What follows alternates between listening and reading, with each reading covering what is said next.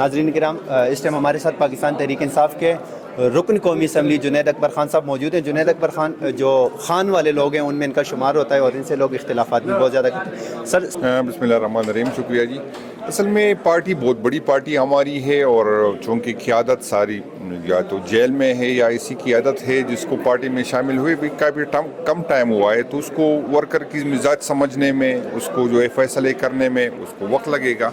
تو انشاءاللہ تعالی ہمیں امید ہے اپنی قیادت سے کہ ورکر کی جو ڈیمانڈ ہے نا، وہ انشاءاللہ تعالیٰ اس پہ ہماری قیادت موجودہ جو ابھی پارٹی کو لیڈ کر رہا ہے اس کو انشاءاللہ وہ پورا کریں گے، اس پہ اعتماد پہ پورا اٹھیں گے۔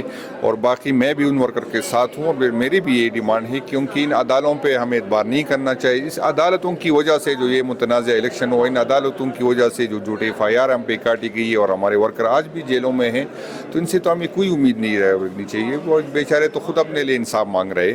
تو میری پارٹی قیادت سے بھی یہی ریکویسٹ ہے، جو ورکر کی ڈیمانڈ ہے کہ ہمیں اس اسٹریٹجی بنانی چاہیے جس کی وجہ سے خان صاحب باہر آئے، چاہے اسمبلی میں ہو چاہے اسمبلی سے باہر ہو، کیونکہ یہ نارمل حالات ہمارے لیے نہیں ہے۔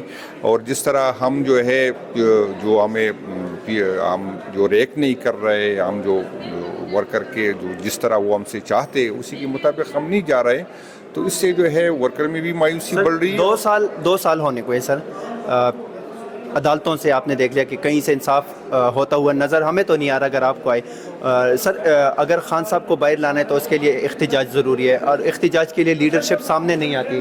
جو لیڈرشپ سامنے آتی ہے سر ان کو غدار کہا جاتا ہے، تو اس حوالے سے آپ کیا کہیں گے؟ میرا خیال ہے ہر بندی کی اپنی رائے ہوتی ہے، اور کسی کے کہنے سے کوئی نہ تو غدار ہوتا ہے نہ محب الوطن ہوتا ہے نا۔ تو انشاءاللہ تعالیٰ یہ وقت ثابت کرے گا کہ کون غدار ہے اور کون پارٹی کے ساتھ جڑا ہوا ہے۔ شکریہ سر، بہت شکریہ۔